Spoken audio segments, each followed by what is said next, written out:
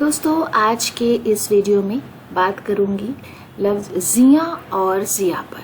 جیسا کہ آپ کو پتہ ہے کہ اردو میں ایک نقطے کا بھی مطلب الگ ہوتا ہے، تو یہاں پر ہم ایک میں دیکھ سکتے ہیں نون غنہ ہے، چندر بندو ہے، زیاں اور ضیاء دونوں الفاظ میں کیا فرق ہے اور مطلب و معنی پر آج بات ہوگی۔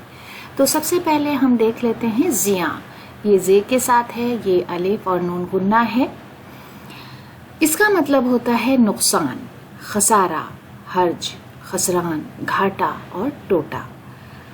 ہندی میں جسے ہم ہانی، انشٹ، شتی اور گھاٹا بولتے ہیں۔ انگریزی میں اس کے لیے ڈیمیج، لاس، ڈیٹریمنٹ، انجری اور ہرٹ جیسے الفاظ استعمال کیے جاتے ہیں۔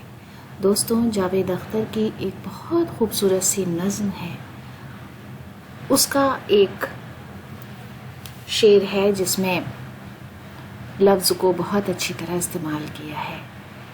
شہر کے دکانداروں کاروبار الفت میں سود کیا زیاں کیا ہے تم نہ جان پاؤ گے، دل کے دام کتنے ہیں، خواب کتنے مہنگے ہیں، اور نقد جاں کیا ہے تم نہ جان پاؤ گے۔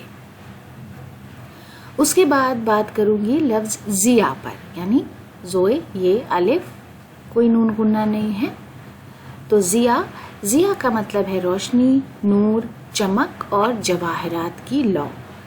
ہندی میں ہم اسے چمک، پرکاش، آبھا، جیوتی اور رتنوں کی چمک جیسے الفاظ سے سمجھ سکتے ہیں۔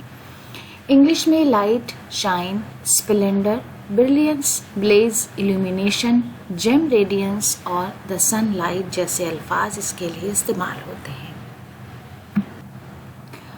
امیر امام کا ایک بہت اچھا شعر ہے، شہر میں سارے چراغوں کی ضیاء خاموش ہے، تیرگی ہر سمت پھیلا کر ہوا خاموش ہے۔